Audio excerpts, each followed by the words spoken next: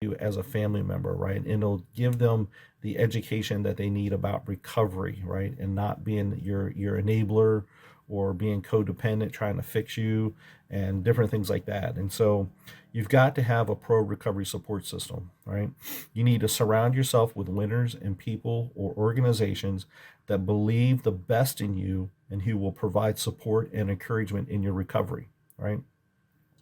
Um, Time and time again, right? A component of relapse is when people start to hang out with old using friends, right? That's a fact. You start hanging out with old using friends, you're putting yourself at risk for relapse, and one day you will relapse. Fact. 100%. All right. So, what you need to do is you need to create a new support system for you of friends and family members who are beneficial for your recovery, who can provide support and provide encouragement in your recovery, right? You've got to have that. You have got to have that. Um, so that's number three. Number four is to make small changes, all right? So this principle right here is very powerful. And this principle here is the reason why I drive a Toyota Tundra pickup truck.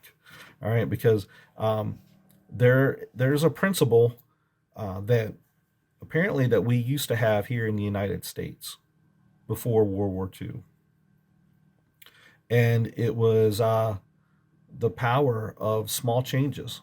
You know, and there's actually a name of the principle, and I've forgotten it.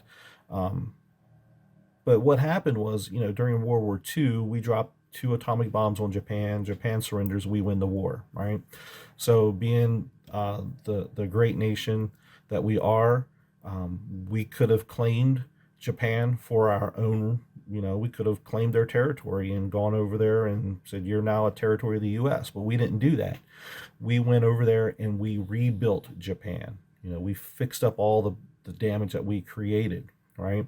And then we basically helped them to reestablish themselves as a country again. And so during this time was when the Toyota uh, Motor Company was kind of in its infancy.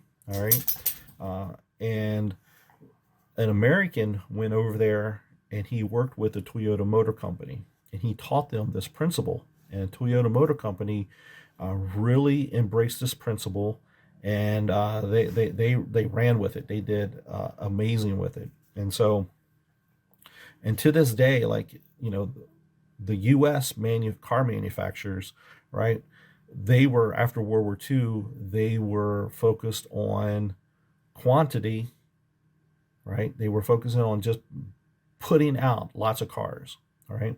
Whereas Toyota was focused on quality, right? They didn't care how many cars they created, but they wanted to create good quality cars, right? And so they focused on the quality to the point where Toyota Motor Company had an assembly line and they had a button that anybody could press at any time, right? And so if any employee from the janitor, the person sweeping the floors, all the way up to the president of the company, if they came up with an idea that would essentially improve on any part that they were making, on any process that they were engaging in, if there was anything that they can do to make an improvement to what they were doing, they would push this button. It would completely stop the production line, right? And this is unheard of in the United States. Ford Motor Company never would have done this, right? Because they wanted to get as many cars out there as possible. And so, and to the point today that they still do this, all right? And if you push the button and you stop, what happens is everyone cheers and they clap for you because they know that you have done something that's going to make their product better.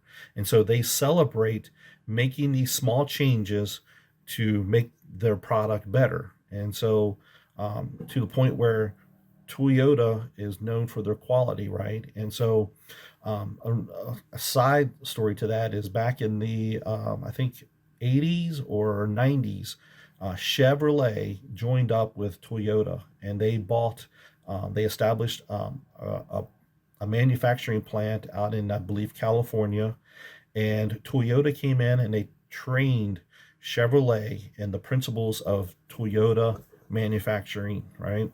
And they brought this principle to them, and they created, I believe it was the Chevy Nova. I believe that's what it was, or no, it was a Geoprism. That's what it was, a Geoprism, and that Geoprism is known to have better quality than the rest of the GM cars at that time, and it was because Toyota got involved and was helping them and was teaching them these principles. And so this is basic. And then there's another story of the Tour de France, right?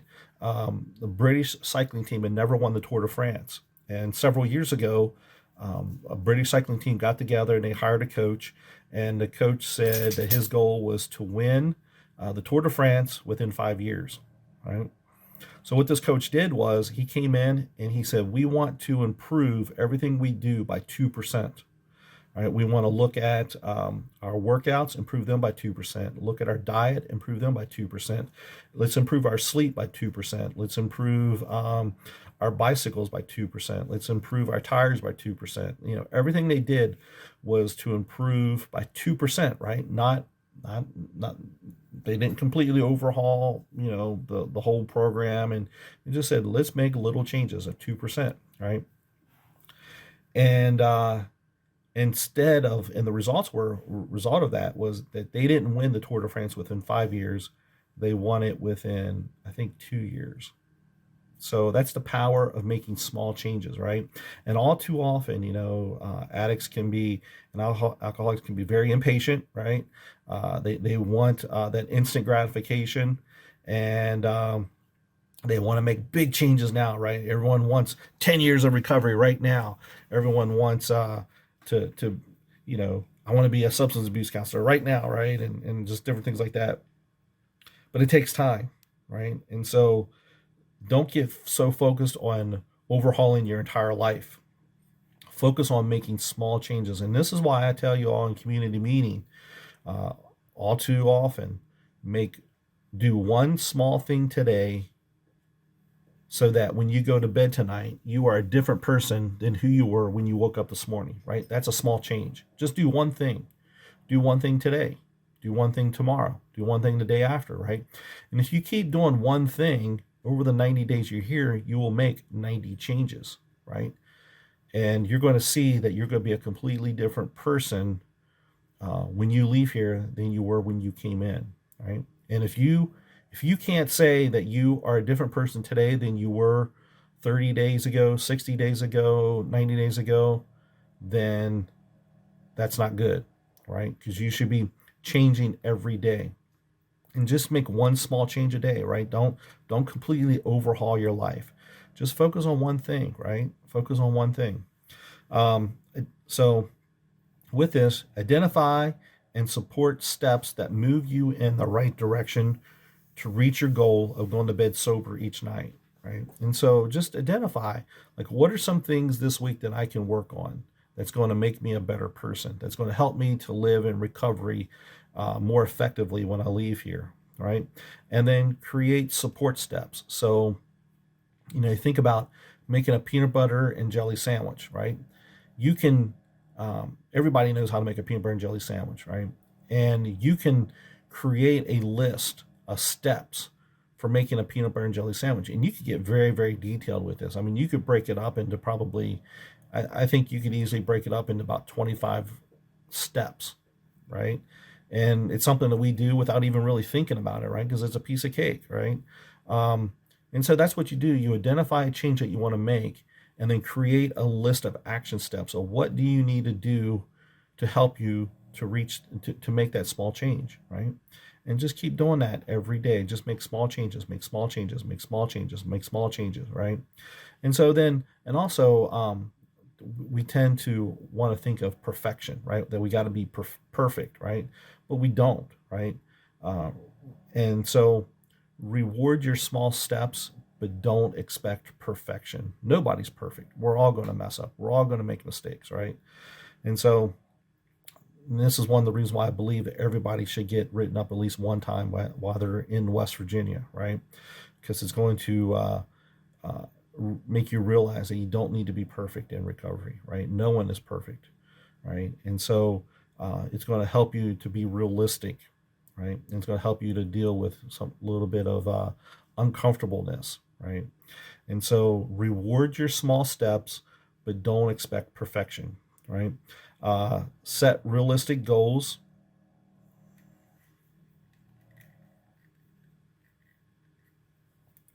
Um, Set realistic goals in recovery, and then identify the steps to get you pointed in the right direction. So what you want to do is you just want to make steps moving in the right direction every day, right?